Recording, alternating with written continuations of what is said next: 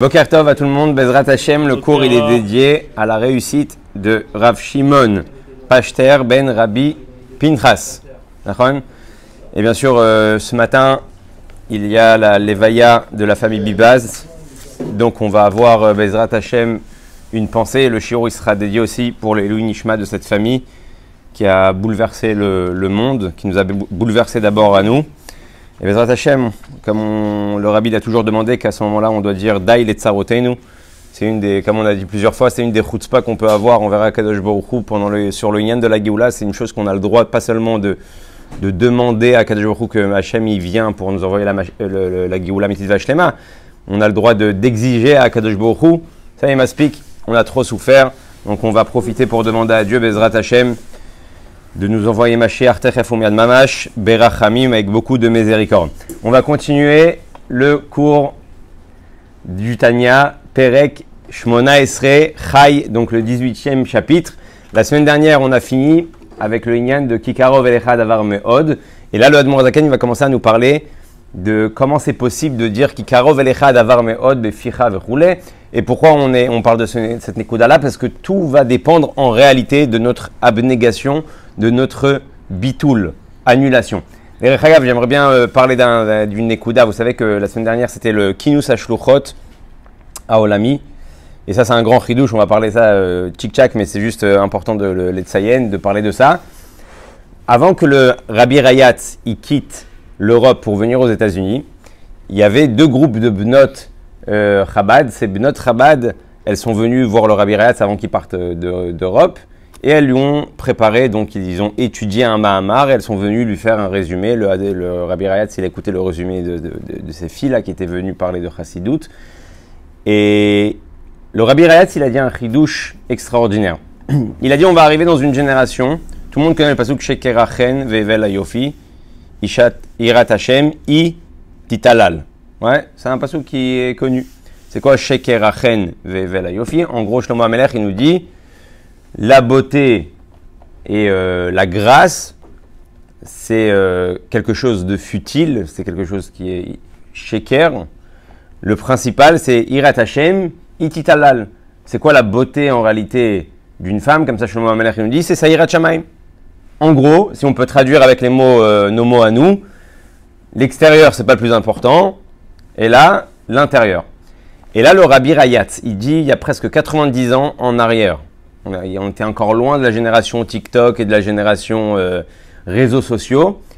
Il dit, il va arriver une génération, et il a donné un pirouche, il a dit, Sheker Achen, le monde va faire du Sheker, du mensonge, du Chen, de la grâce. D'accord? Tout ce qu'on regarde aujourd'hui, plus c'est mytho, et plus c'est faux, et plus on trouve ça beau.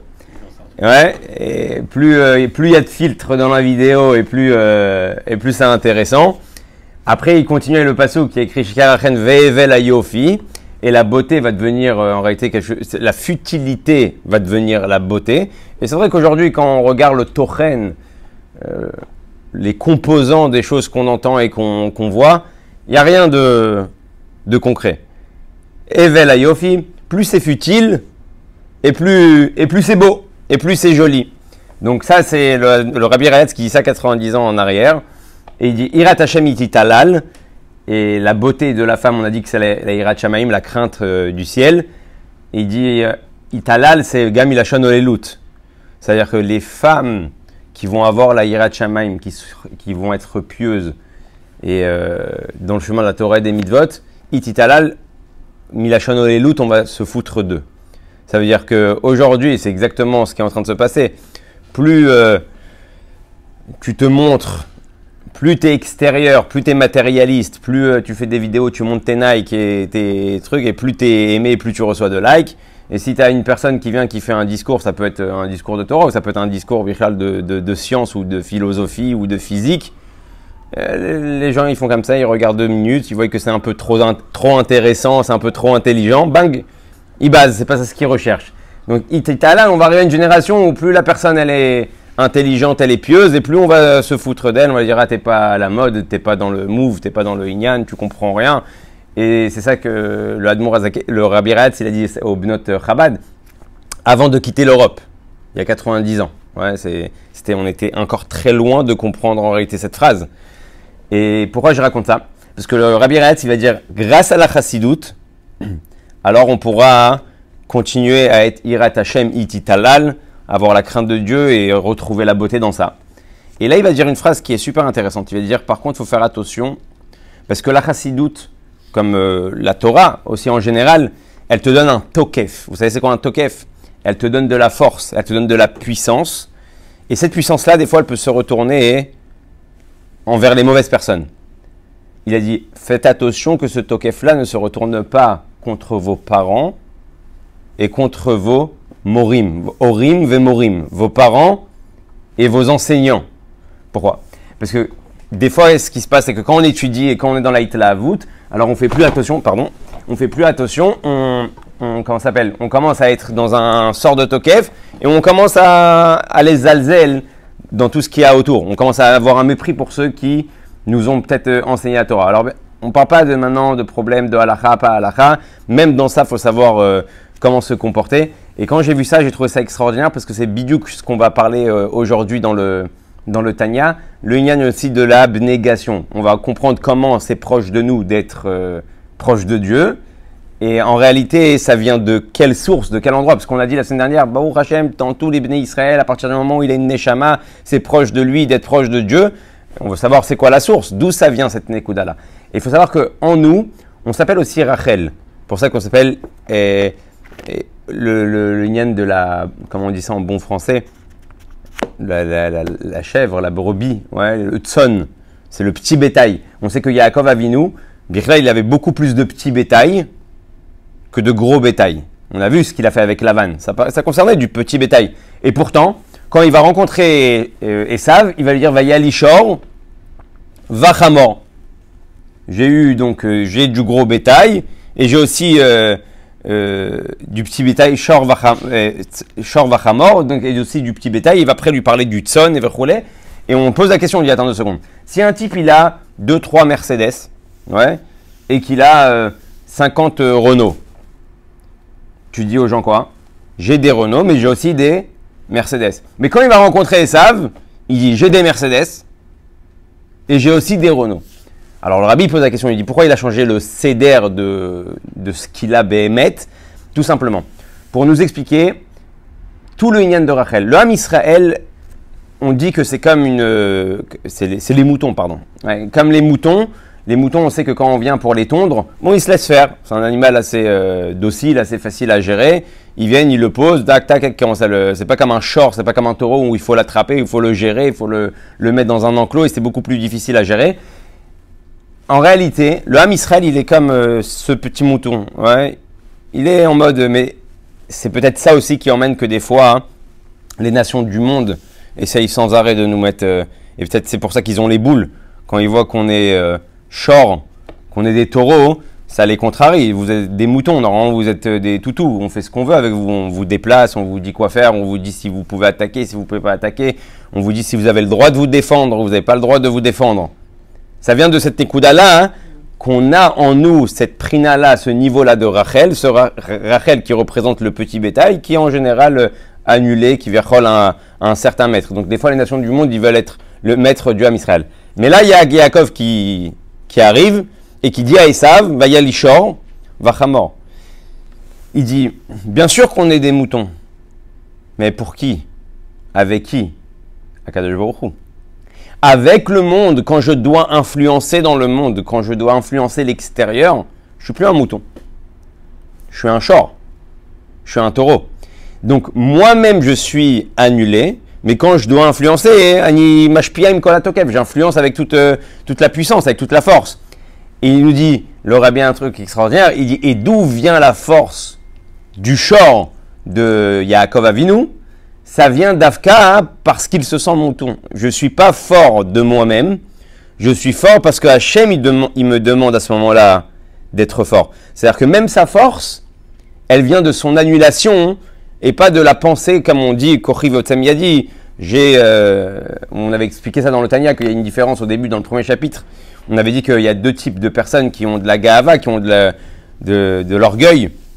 Il y a celui qui est Prinat Esh, celui qui est au niveau du feu. le feu il monte, le feu il est brûlant, il est là, il est actif. Ça, c'est ce qui s'appelle, ça emmène la gava. Par contre, quand il va parler du yesod, du ruach, le vent, il va parler de la hitpaarut. C'est aussi une sorte de gava. La hitpaarut, c'est mitpaer, je montre que je suis le mieux, le plus beau, le plus gentil. Il dit, mais pourquoi le feu et le vent ramènent dans le mauvais côté deux tnuot, deux mouvements qui sont les mêmes en réalité, la gava. Et le rabbi il dit comme ça, qu'en réalité il y a une différence entre le feu et le vent. Il dit, il y a deux types de personnes. Il y a des personnes qui se la racontent, mais ils ont de quoi se la raconter. Donc même à eux, on leur dit, n'oublie pas que tout vient de Dieu. Ouais. Même si tu as tout, même si tu es intelligent, même si tu es riche, même si c'est Akadosh Baruch Hu Bassof qui t'a mis à cette place-là, donc annule-toi. Ça, c'est ceux qui sont du yesod, du esh, du feu. Le vent, c'est quelqu'un qui se la raconte, mais il a rien. Ouais, c'est un mythomane. il y en a, ils sont pas très intelligents, ils n'ont pas beaucoup d'argent, mais il a besoin de, quand il vient à la synagogue, il a besoin de dire qu'il est existant et qu'il est là, et que c'est lui qui gère, et c'est lui qui fait. Donc en fait, on peut retrouver deux sortes d'orgueil. Une orgueil qui vient de justement parce que j'ai, ou un orgueilleux qui n'a pas, mais qui s'enorgueillit quand même. Et c'est ça qui vient nous enseigner le Admor Hazaken. Plus ou moins, on va voir plus loin dans le chapitre 18 du Tanya, l'importance de l'abnégation qui va nous emmener à ce rapprochement à Kadosh Baruch Hu. Derech Hagav, c'était aussi sur ça, il a été Mevoussas, la Machloket avec Korach. Qu'est-ce qui s'est passé avec Korach? Vous savez que Aaron à Cohen, il avait été choisi déjà 1 an et demi avant la Machloket de Korach. Et la question que le Rabbi pose, c'est qu'est-ce qui s'est passé Korach pour que tu te réveilles maintenant? Parce qu'il a désigné quelqu'un d'autre en deuxième ou en troisième. Oui, mais ça faisait déjà 1 an et demi que ça s'est passé. Les élections, elles se sont passées depuis 1 an et demi. 1 an et demi après, ça te plaît pas? Le jour des élections, tu fais tes manifestations. Tu dis, je suis pas d'accord avec les résultats, je suis pas d'accord comment vous avez choisi les choses. Et en réalité, qu'est-ce qui va se passer dans ces 1 an et demi? Il va avoir en réalité les Meraglim. Les Meraglim, donc les explorateurs qui vont partir, qui vont revenir et qui vont se plaindre et qui vont dire on peut pas rentrer en Eretz Israël, c'est comme ci, c'est comme ça va faire une émeute et là il va avoir le balagan. Et tout le monde va être puni, une génération entière va être punie pendant 40 ans. Donc c'est pas un petit événement et c'est pas un petit onesh, c'est pas une petite punition. Et là, Korach, en réalité, c'est là qu'il va se réveiller. Jusqu'à maintenant, il a rien dit. Pourquoi il n'a rien dit? Parce que lui aussi, il est Nassi. Il est Nassi l'Ibvnei Kehat. Lui aussi, il est chef d'une certaine partie du Ham Israël et du peuple. Ça ne le dérange pas que Moshe il est chef. Ça ne le dérange pas que Aaron il est chef. Il sait qu'il y a une hiérarchie. Mais jusqu'à présent, on pense tous que le principal, ce que Hachem il attend de nous, c'est seulement le spirituel. Donc au niveau spirituel, lui, il est d'accord. Il y a des gens qui sont plus spirituels, il y a des gens qui ont des neshamot plus hautes et plus gavoa que d'autres personnes, et il n'y a pas de problème. Aaron et Moshe, ils sont au top. Mais quand les Meraglim, ils vont venir, c'est quoi la ta'ana? On sait qu'à l'Pir Hasidut, c'est quoi la ta'ana des Meraglim? La ta'ana des Meraglim, c'est on va pas pouvoir étudier la Torah. C'est pas qu'on va... il dit, c'est une Eretz Ochelet Shoshvea. On va tellement travailler, on va tellement être préoccupé par prendre les terrains, se battre, faire la guerre, commencer à bosser, commencer à faire des fruits, commencer à faire des légumes, que les Bnei Israël, ils vont plus étudier la Torah. Aujourd'hui, on est au top, on est dans le désert, on a la manne, on a Osherad qui te livre tous les matins ce que tu as besoin, on a le Tami Arba, on a de l'eau à volonté, et on a Moshe Rabbeinu comme professeur. On a Moshe Rabbeinu, c'est le Melamed. Ça, tu vas à la Yeshiva le matin, le Rosh Yeshiva, c'est Moshe Rabbeinu. Ou tous ses copains qui sont énormes. Et les Meraglim, il faut un calcul pas shoot. Venons, on reste dans le désert. On continue à profiter de la manne. On continue à avoir le Tami Arba, le puits de Myriam. On continue à avoir Moshe Rabbeinu comme chef de la génération. En plus de ça, il savait que Moshe Rabbeinu ne rentrait pas en Eretz Israël. Et il va avoir d'autres étapes dans ce lien-là. On va dire au Bnei Israël que c'est mieux de rester ici, pas shoot. On va faire ici Torah, on va faire ici Mitzvot, et on est au top, sans aucun souci de Parnassa, sans aucun souci de santé. Et bien là, on sait que la manne, on n'avait même pas besoin d'aller aux toilettes. Alors, vraiment zéro bitoul Torah. Même aller aux toilettes, t'as pas besoin de perdre du temps. Mais pourquoi c'est pas ce qu'ils ont dit? Hein? Pourquoi c'est pas ce qu'ils ont dit? Qui, les Meraglim? Sauf ils disent pas ça. Sauf ils disent la terre a mangé ses morts. Ils critiquent la terre au lieu de dire venez, c'est mieux de rester ici. Alors la chassidoute, elle est toujours là pour t'expliquer ce qui se passe derrière les rideaux et t'expliquer que le pshat que tu vois, hein, c'est pas vraiment le pshat. Bien sûr qu'il y a le pshat, le Yotse pshat midi pshuto. Tu peux pas dire non, le pshat n'existe pas. Mais le pshat qui vient, je comprends pas qu'est-ce qui se passe, Behemet. Comment des Meraglim? Attention, on n'oublie pas que les Meraglim, c'est des Nessi'im. C'est quoi des Nessi'im? Ils ont été choisis, chacun, le top de chaque tribu. On a envoyé des tzadikim, on a envoyé des gens en djellaba avec, c'était comme tu dis, des rabbanim rachim. C'est comme si tu prends tous les plus grands tzadikim de la génération, tu les envoies faire une mission, et quand ils reviennent, ils disent, nah, c'est pas possible ce qu'il a dit Dieu. Nah, ils sont plus forts que lui.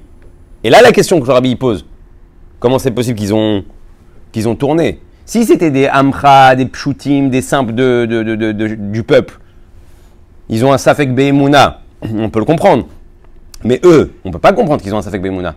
Et donc en réalité, le rabbi l'explique. Toutes les ta'anot qu'ils ont données sur Eretz Israël, c'était Eretz Ochel Tioshvea, là-bas les gens, ils n'arrêtent pas de mourir, il faut les enterrer. Ils sont en train de leur dire, là-bas, quand on rentre, ça va être la vie active, les gars. C'est fini le désert, Moshe Rabbeinu, c'est fini, on ne paye plus d'Arnona, c'est fini, on ne paye plus d'Inyanim. Tout ce qu'ils sont en train de leur dire, c'est le début d'une vie qui va être actif. Et ce qui leur fait de la peine, c'est qu'ils savent que les bénis Israël, quand ils vont être occupés par la Parnassa et tous ces minimes-là, ils vont plus avoir le temps d'étudier la Torah et de prier Bekavana. Donc ils disent, on reste ici. Alors, le rabbi, il explique là-bas pourquoi ils ont été punis, parce qu'ils auraient dû comprendre que la Kavana de Dieu, c'est de dire à Betartonim, c'est de faire une demeure ici, en bas, et le meilleur moyen de faire une demeure ici en bas, c'est de prendre la gashmiout, la matérialité, et de faire ça à la Eloku, de faire ça du divin. Donc la kavana profonde de Dieu, c'est que les Bnei Israël ils soient dans le monde et qu'ils ramènent aussi les mondes qui sont plus hauts, les mondes qui sont ici, mais qui sont spirituels, dans ce monde-là pour faire une demeure à Dieu. Ça, c'est la kavana de Dieu. Donc ils auraient dû comprendre que oui, le fait que les Bnei Israël ils vont travailler, mais qu'ils vont s'arrêter pour étudier, mais qu'ils vont s'arrêter pour faire leur tfila, mais qu'ils vont quand même faire Torah au mitzvot alors qu'ils sont à souk avec la gashmiout, c'est le meilleur moyen de faire résider Dieu ici-bas. C'est pour ça d'ailleurs que dans tout le Ham Israël, on n'a jamais eu tout le Ham Israël, même à l'époque de Moshe, qui ont étudié la Torah. On n'avait pas tous les bénis Israël qui étaient Shevet Lévi ou qui étaient Shevet Issachar. D'accord? On a toujours eu une petite partie du peuple qui était assis à étudier toute la journée et tout le reste, ça bosse. D'accord? Ça bosse à fond. Et ça, c'est la kavana de Dieu. Ok, bon, ils n'ont pas compris la kavana de Dieu, ils ont été punis. Et là, Korach, il arrive. Et là, Korach, il vient, il se plaint. Et il dit quoi à Moshe et à Aaron? Attendez, jusqu'à présent, j'étais d'accord avec vos trucs. Tant que vous nous dites que vous êtes à la tête parce que en réalité, vous êtes plus spirituel et plus haut, on le comprend. Mais maintenant, vous êtes en train de nous dire que Ikar ou Amaase. Le principal, c'est l'action concrète. Et dans l'action concrète, on est aussi bon que vous. On est tous pareils. C'est pour ça que Korach, il surgit pas le jour des élections, il surgit 1 an et demi après, qui est après l'histoire des Meraglim. Et il vient, il dit, attendez les gars, quand moi je mets les tefilines, et Moshe Rabbeinu il met les tefilines, nous donnons un... Ok, au niveau spirituel, il y a plus de kavanot, il y a plus de... Si. Mais le maasé, si tu me dis, là, tu es en train de me dire à Ikar ou à maasé, c'est pour ça qu'on doit rentrer en Eretz. J'ai mis des tefilines, tu as mis des tefilines. Pour Hachem, V. Les deux, ils ont mis des tefilines. Alors pourquoi la matit nasu al kahal Hachem? Pourquoi vous allez être, vous maintenant, continuer à avoir votre tafkid comme si vous êtes au-dessus de nous? Et c'est ça que Moshe Rabbeinu va lui répondre. Moshe Rabbeinu, en fait, il va lui dire, c'est vrai, t'as raison dans le principe, mais sauf c'est Akadosh Baruch Hu qui décide que c'est comme ça. Et donc, si t'as pas de bitoul, à partir du moment où t'as plus de bitoul, d'ailleurs, c'est un des inyanim qu'il y a dans le inyan du Limud Torah, qui est très important de comprendre. Plus tu vas étudier la Torah, et plus tu vas avoir de chances d'avoir de la Gahava. D'accord? À ce moment-là, tu as l'impression d'être les mala mechavero. Si par exemple je partais à un shiur de Torah qui me parle des ilchot de Shabbat et que j'ai bien acquis le inyan, qu'est-ce que je vais faire quand je vais voir mon copain juste après? Pep, c'est assour là. Je t'assure, j'ai appris. Allô, j'ai appris. Ouais. Mais qu'est-ce que tu me racontes? Où t'as vu ça? Qui c'est qui t'a dit? C'est tel rave. Allez. Ouais, vous connaissez tous ces vikouchim là. Et le type, il va dans l'armoire, il lui montre, regarde, c'est écrit, il commence à... Mais faut c'est bas. ça que tu veux lui expliquer, ça que tu veux lui montrer, il n'y a aucun problème. Mais il y a à ce moment-là une sorte de gava, une sorte de j'ai compris, je sais mieux que toi. Maintenant, c'est moi qui te dis quoi faire. Donc, dans la Torah, on va voir ce inyan là aussi qui peut te ramener à la gava. C'est pour ça que Moshe Rabbeinu il va expliquer à Korach, c'est pas suffisant de faire Torah ou mitzvot, c'est pas suffisant d'être dans le olam en réalité du spirituel, parce que ce spirituel là, si tu le fais pas correctement, il tombe aussi dans la klipa et la sitrachara, il tombe aussi dans la touma. Il faut mélanger à ça le bitoul. Est-ce que Hachem il a demandé de faire? On le fait bepashtout. Donc tout le vikouar, il se passe sur combien d'abnégation tu as. Et plus tu vas étudier, et plus tu vas avoir du mal à te rappeler que le fait que tu as compris, c'est Akadosh Baruch Hu qui t'a aidé à comprendre et que tu es loin encore d'avoir tout compris. C'est pour ça que le rabbi dit que quand quelqu'un étudie avec abnégation, plus il étudie et plus il ressent qu'il est loin. Quelqu'un qui étudie avec la gahava, plus il étudie, plus il croit qu'il a compris. Ça la différence. Normalement, quand tu vas dans un shiur, tu es parti, tu as étudié pendant une heure de Gemara. Si tu es normalement constitué, tu dis waouh, on a mis 1 heure pour 3 lignes. Regarde tous les livres.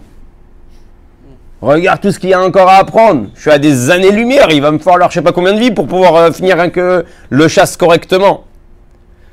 D'accord? Je parle pas du Dafayomi où on essaie d'avoir un spec. C'est super le Dafayomi, mais on essaie d'avoir vite finir le chasse en 7 ans.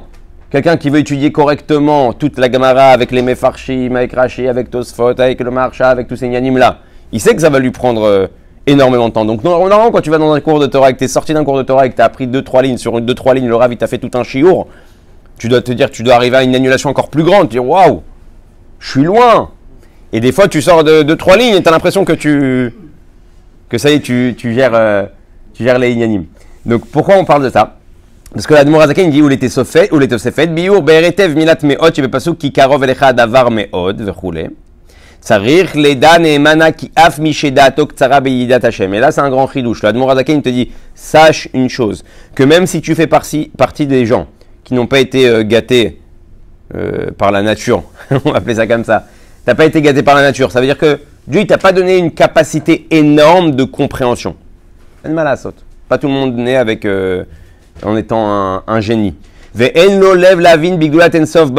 tu n'as pas aussi le cœur qui va avec pour comprendre la grandeur de Dieu, parce que jusqu'à présent on a parlé que plus tu comprends la grandeur de Dieu, et plus ça va être facile pour toi de servir Dieu, d'avoir l'amour et la crainte de Dieu.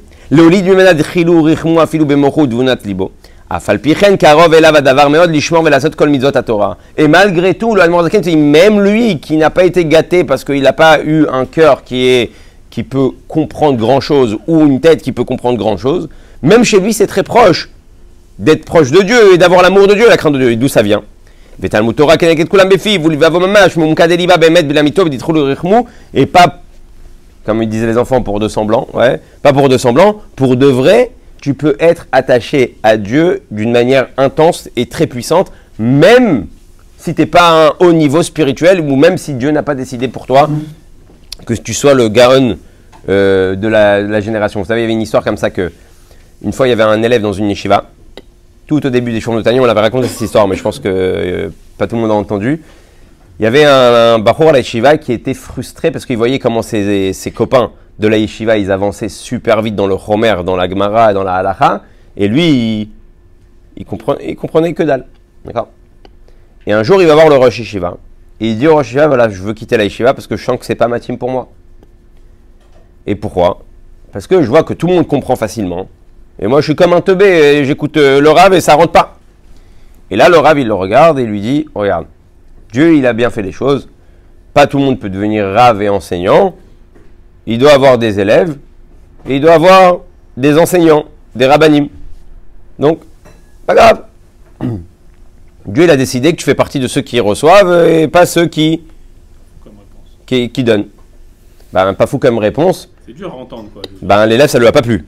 Voilà. L'élève, ça lui a pas plu. Il rentre à la pnimière, il rentre dans l'internat le soir et il dit, attends. Et pourquoi moi, je serais pas l'enseignant et lui, ça serait... Donc, ça veut dire que c'est pas pour moi. Si Dieu, il a décidé que toute ma vie, je dois rester comme un teubé à écouter, c'est pas pour moi. Il décide de partir Et son mashgiach dans la yeshiva, dans la pnimia, il dit qu'est-ce que tu fais, pourquoi tu fais ta valise? Il dit ça y est, moi j'ai compris. Alors yeshiva en gros il m'a dit tu resteras teubé toute ta vie. Ça me convient pas, j'ai pas envie d'être comme ça, moi je veux avancer, je veux être... Et le mashgiach Kashrut, il écoute son histoire et il lui dit écoute, regarde, des fois, dans une autre vie, c'est possible que tu as fait des fautes. Et une des réparations, c'est que tu viennes dans ce monde-là et que tu sois plus au niveau d'influenceur, mais au niveau d'être influencé. Mais ça, comme ça, Hachem il a décidé. Il écoute la réponse, il dit, lui aussi il n'a rien compris, ils ne comprennent pas ce que je ressens à l'intérieur de moi, il prépare sa valise. Son copain de chambre, il le regarde, il dit, où tu vas? Il dit, ça y est, je quitte la yeshiva. Alors le yeshiva, ce qu'il me dit, regarde, en gros, je suis condamné. Ça y est, condamné l'histoire, genre c'est mort, c'est comme ça. Personne n'a essayé de me dire, non, t'inquiète pas, tape-toi, tu vas voir, tu vas réussir. Il dit, regarde, dans la yeshiva, une fois par semaine, il y a un rav. Personne n'est au courant dans la yeshiva, c'était pas une yeshiva de Chassidut. Il y a un rav qui vient, un homme pieux, avec des bonnes midotes, et il fait un cours de Tanya. Dans le sous-sol, et on est une dizaine à venir, personne n'est au courant. On fait ça le soir vers minuit, 1h du matin, une petite heure, et je pense que cette personne-là, tu peux lui poser la question. Lui, il raconte qu'il arrive là-bas, il écoute le shiur, mais ça ne l'intéresse pas, lui, il veut parler au Rav, il attend la fin du cours, il va voir le Rav, et le Rav, il écoute son histoire, il dit, écoute-moi, la seule chose que je peux te dire, c'est que tu m'écris une lettre, la semaine prochaine, je reviens, tu me la donnes, je la transmets au Rabbi. Ok. Le gosse, il écrit, il dit, pour l'instant, reste à la yeshiva. Il écrit sa lettre, la semaine d'après, le Rav, il prend la lettre, il l'emmène au Rabbi, la semaine d'après, il revient avec la réponse. Et le Rabbi, il lui écrit, je n'ai pas compris votre lettre. Ouais. Là, le type, il est choqué, c'était pourtant assez pas shoot. La preuve, c'est qu'ils m'ont tous donné des super réponses. Hein. Et le Rabbi dit, je n'ai pas compris votre lettre, je n'ai jamais vu dans la Torah que Dieu attend de nous d'être le chef de la génération, le sadique de la génération ou un Gaon Batora, mais j'ai toujours vu qu'Akadosh Baruch Hu, il a dit pourquoi j'ai été créé, et là les Shamesh et Koni. J'ai été créé pour servir mon créateur. C'est ce que je sais. Et le type qui raconte, il dit ça m'a changé ma vie. Parce que jusqu'à présent, on m'avait mis dans ma tête que si j'arrive pas à un niveau spirituel, ou si je suis pas le top, ou si je suis pas dans ceux qui comprennent et ceux qui vont devenir rabbanim et ceux qui vont devenir rébus, je suis zéro. Il y a les gaons, il y a les génies, il y a les ilouim, ceux qui sont au top et rouler. Et c'est comme une tacharout, c'est comme une comment ça s'appelle? Ouais, un concours, une compétition. Il dit moi je sais pourquoi. Le rabbi lui dit t'es à la yeshiva pour étudier. Et au moment où tu es en train d'étudier, tu es en train de faire tout simplement ce que Dieu il attend de toi, les Shamesh et Kono, servir son créateur. Donc c'est pour ça que tu es là-bas et c'est pour ça que tu étudies. Il dit que cette phrase-là, ça lui a changé la vie. Puis Tom, il comprend qu'il n'est plus dans une course, une course contre la montre. Non, il s'est assis devant sa Gemara, ce qu'il comprend, il comprend, et ça fait partie déjà de les Shamesh et Kono.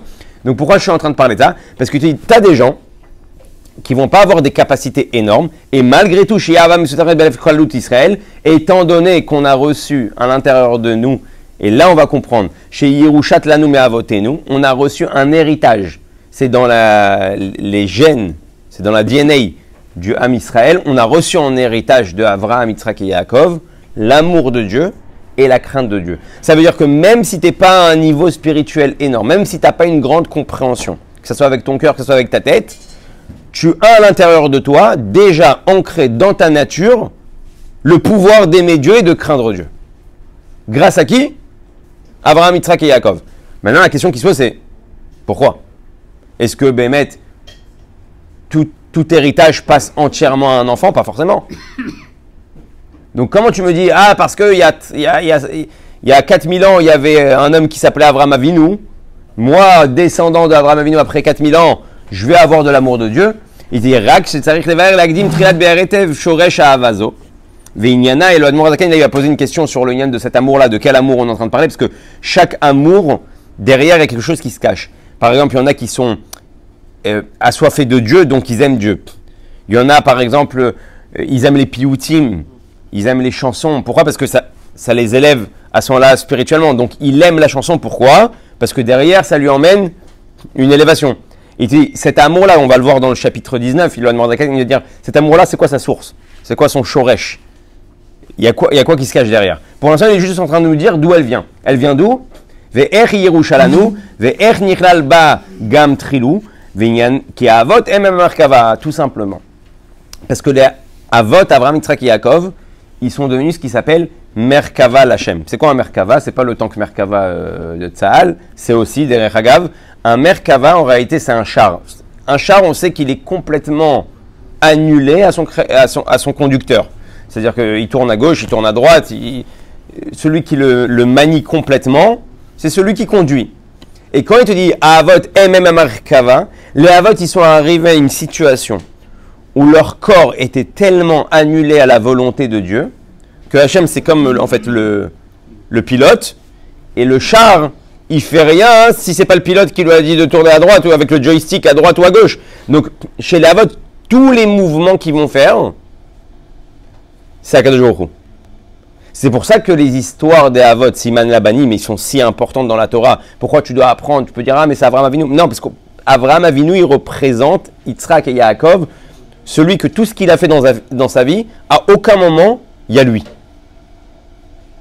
C'est quand que tu n'es plus un char, c'est quand toi tu décides en réalité, tu imagines le char il pète un câble, il dit non, tu veux tourner à droite, il dit non, je tourne à gauche. Ça c'est nous ça. Akadosh Baruch Hu, il veut que tu tournes à droite, il dit non, j'ai le libre arbitre, je tourne à gauche. Chez Abraham, Yitzhak et Yaakov, tout ce qu'il fait, toutes les décisions qu'ils vont prendre, c'est cachour direct avec la volonté d'Hachem. Et étant donné qu'ils sont arrivés à une abnégation aussi grande que ça, ils ont rentré dans nos gènes cette possibilité d'être annulés à Dieu et donc cette possibilité de ressentir l'amour et la crainte de Dieu. C'est pour ça qu'ils ont reçu le srout grâce à ça, qu'ils ont été annulés à Dieu, de pouvoir ancrer en nous jusqu'à la fin des temps ce qu'on est en train de dire, ce qui s'appelle Trilou Richmou, l'amour et la crainte de Dieu. Mais même si ces choses-là vont venir des sphères célestes qui sont des mondes qui sont très très très très élevés, très très hauts, ils vont réussir à te rentrer même si toi tu viens d'un monde qui est beaucoup plus bas. Même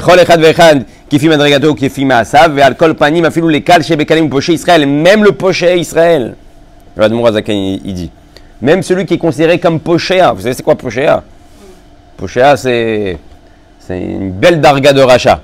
Il est pochéa, c'est-à-dire le mec il fait schmet. Ouais. Et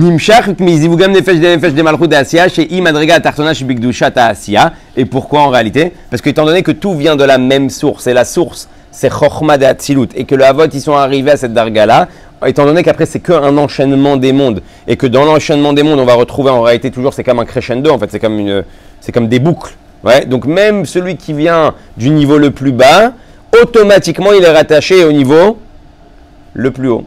Des Rechagav, maintenant on comprend pourquoi dans la Chassidut Chabad, les Rebbeim ils sont kolkach ma'aminim beYehudim.